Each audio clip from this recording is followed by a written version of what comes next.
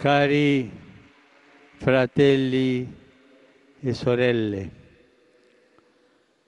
la misericordia di Dio Dragi bratje in sestre, Božje usmiljenje prepoznamo preko naših dejanj, kot nam je pokazala blažena mati Terezija iz Kalkute, katere obletnico smrti smo obhajali včeraj. Di cui ieri abbiamo ricordato l'anniversario della morte.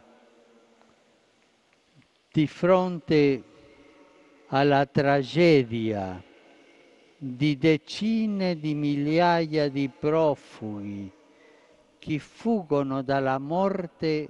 Pred tragedijo na tisoče beguncev, ki bežijo pred smrtjo zaradi vojne in lakote in so na poti k upanju življenja, nas evangelij vabi, da bi postali bližnji našim najmanjšim in najbolj zapuščenim.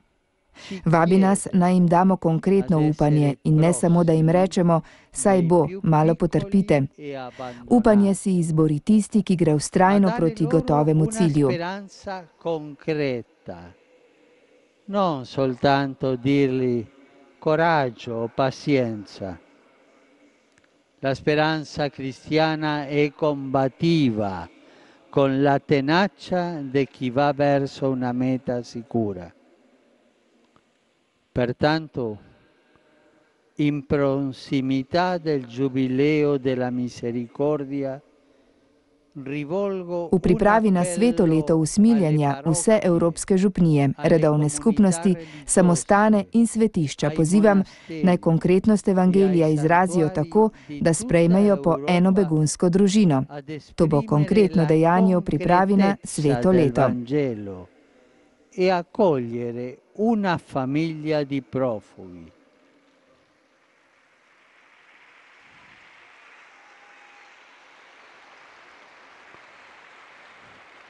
Un gesto concreto in preparazione all'anno santo della misericordia.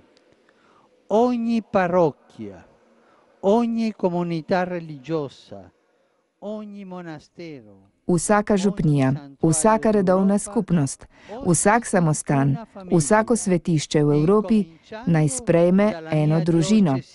Začela pa bo moja rimska škofija.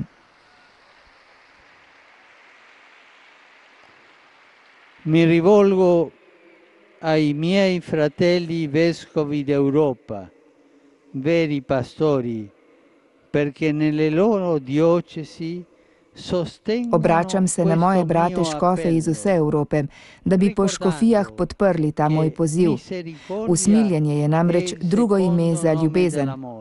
Vse, kar ste storili kateremu od teh mojih najmanjših bratov, ste meni storili. Più piccoli l'avete fatto a me. Anche le due parrocchie del Vaticano accoglieranno in questi giorni Tudi dve rimski župniji bosta že v prihodnjih dneh sprejeli dve begunski družini.